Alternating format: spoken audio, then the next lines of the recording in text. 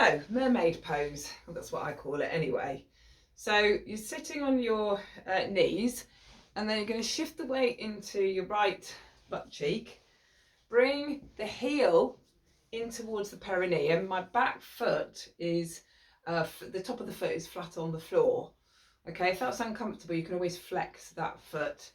And I'm going to then sit back down and try and bring my seat bones down, grounding into the earth. If this is uncomfortable for you, use a block. Okay, so if you try this and you find yourself sort of listing over to the side, you want to bring yourself up so the spine has some length in it. I'm just going to put my block underneath my butt, and it really feels a lot better there for me. So that feels really now solid, and I've got some equality in my seat bones and some balance and some symmetry. So you can also turn towards that right knee and bend and release down.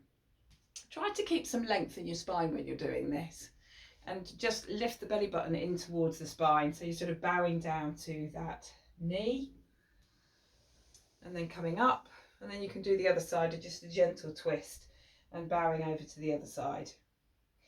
It doesn't matter how far you get, remember, but I can really feel that for me in my my hip, my deep into the groin. And remember to breathe. So let's try the other side.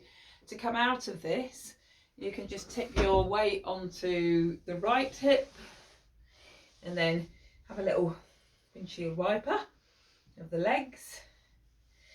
And then let's try the other side. So one side might be really different to the other. Shift the weight into the left bum cheek, and then bring that right foot back. So again, you can flex the foot, or you can point it, and it does change the orientation of the hip socket, the femur, the head of the femur into the hip socket.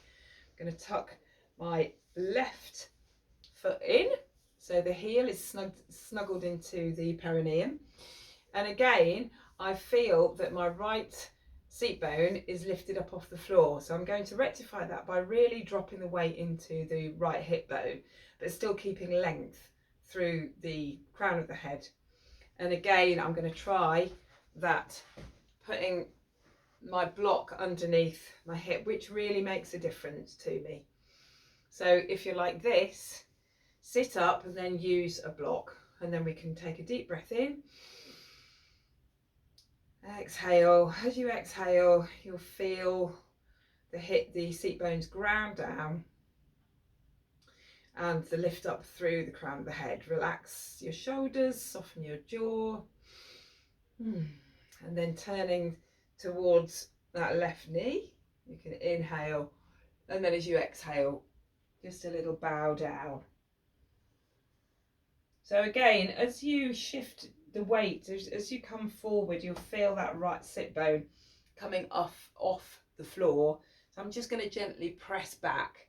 So I've got the shoulder blades moving in towards my spine and a more opening in the heart center. Again, you may come all the way down, but I'm trying to really keep the weight in that right sit bone. And using the breath, come back up, and then turn the other way, and just a little bow down towards the right knee. And again, you may be way up here, or you may be able to come down a little bit further. Remember, it's your practice. Softening behind the knees, using the breath, and seeing if you can keep this heart center open rather than slumping over. So a lift, and then a lengthen, and then a gentle drop down. You can press the hands into the earth, makes it a little bit more active, and just draw the lower belly in towards the spine. Deep breath in, and then exhale and come up. So that's mermaid. You can have the leg further out, so you could try that as well. If I could turn the video off.